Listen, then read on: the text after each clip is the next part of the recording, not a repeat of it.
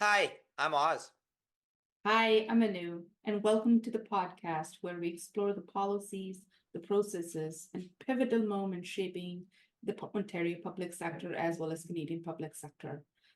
We're your host for today's episode, and today we'll be exploring an incredibly timely and essential topics: how decisions are made about technology in the Canadian public sector, with a very special focus on Ontario.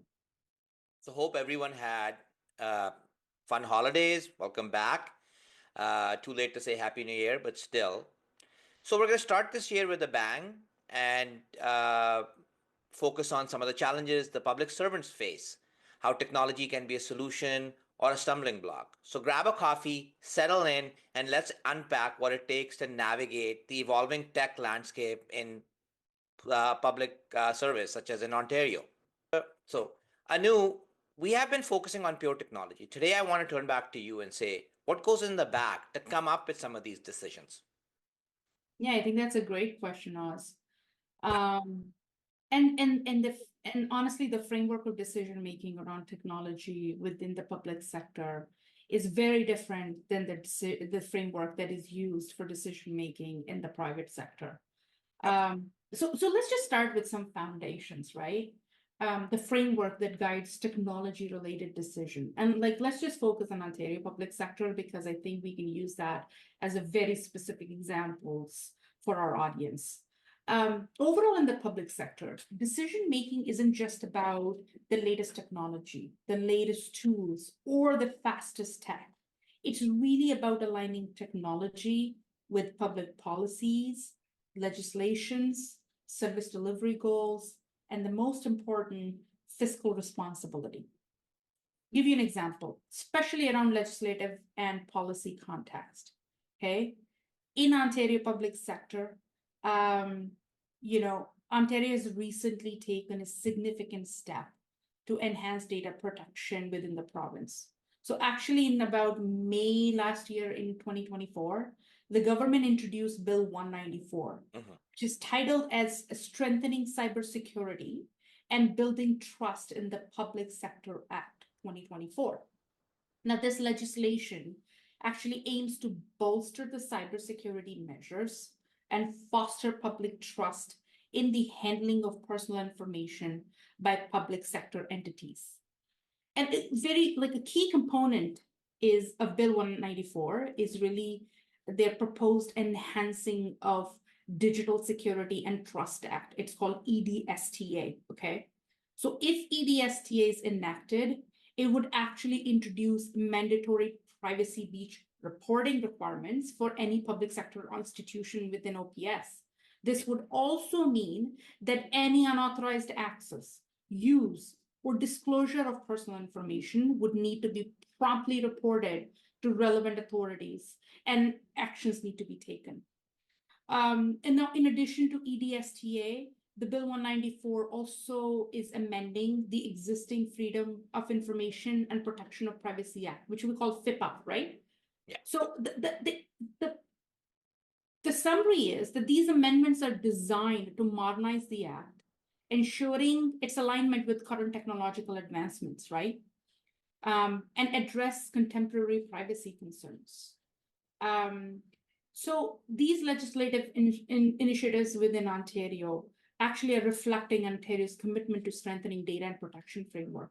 So we know that with Ontario public sector, that's where their focus is. And so from a technology decision-making process, you would see a lot of the public servants within OPS will be focused on security and finding technologies that will help them enable the legislative requirements of, let's say, Bill 194, right? Another example is, decisions are usually guided by a lot of OPS policies, like they have digital and data strategy for Ontario, which emphasizes accessibility, privacy, innovation. They need to have compliance with laws like AODA, which is Accessibility for Ontarians with Disability Act, and data protection regulations. So at the end of the day, what is really important to understand when you're making a decision around technology in a public sector is the legislative and the policy context that you're functioning, which is a very good reflection, a really awesome reflection of the priorities of the government and which areas do they really want to focus on, and what kind of requirements or what kind of capabilities they want to enable via technology. Amazing. So is there any long-term thinking in all of this? Also, how are we putting AI into works within just, let's just say, OPS? Yeah, no, absolutely. Definitely long-term thinking. And I would say that um,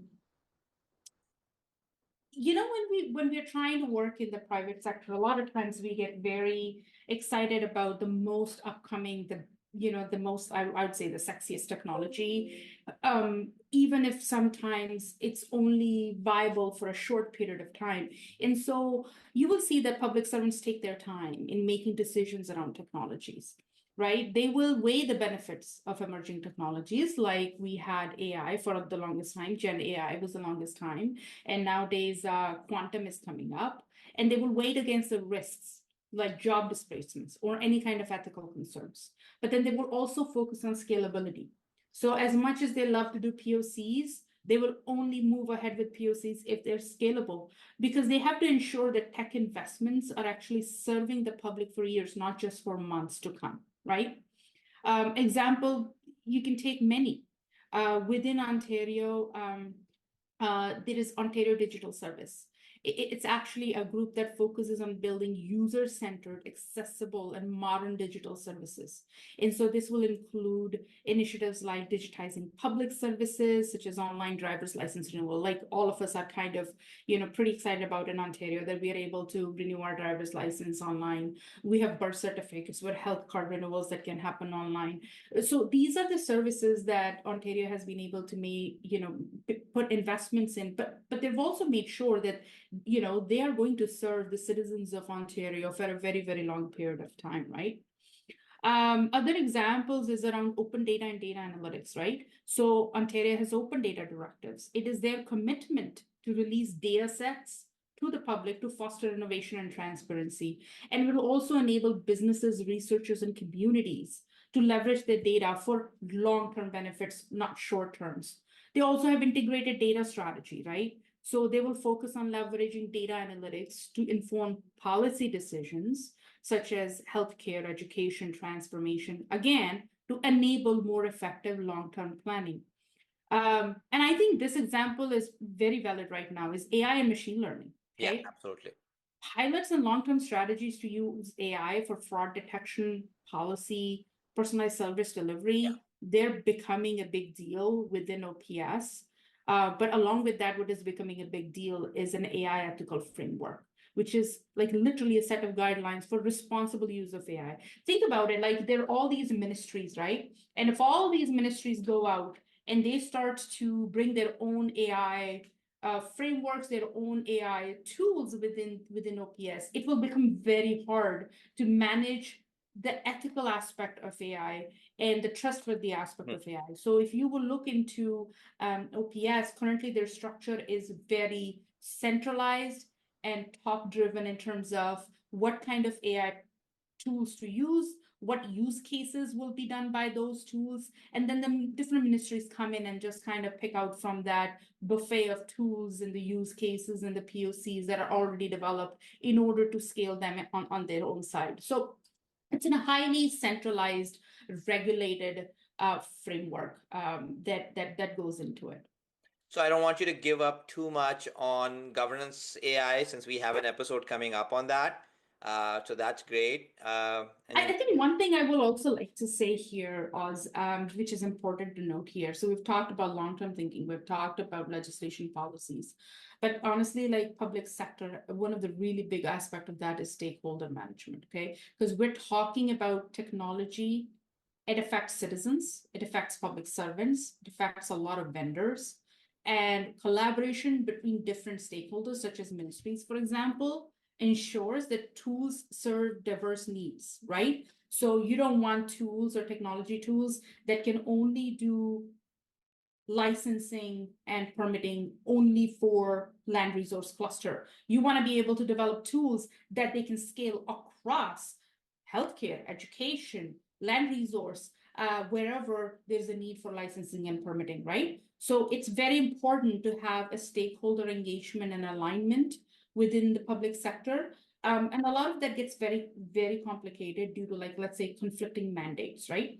An example is you could have MECP, which is your Ministry of Environment, Conservation and Parks. They may prioritize strict environmental regulations, right?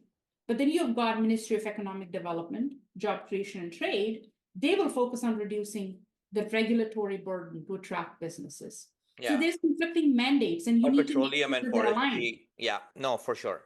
right? And then you have got technology and system integrations, for example. So ministries could use very incompatible IT systems. For example, if there are any technical incompatibilities between MCCSS, which is Ministry of Children, Community and Social Services, and Ministry of Health, then any kind of technical integration between those two ministries would slow the progress of any kind of integrated program, such as a case management system, right?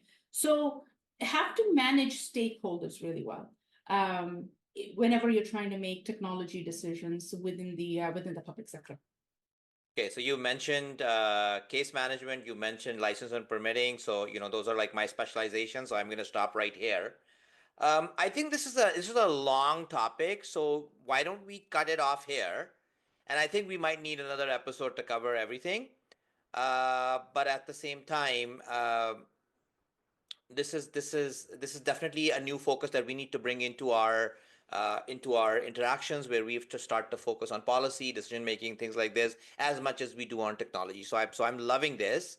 No, I think you're absolutely right. This is a very important topic to discuss in terms of how do our public servants actually make decisions around technology, and what are some of the facets that we as public sector consultants need to be aware of.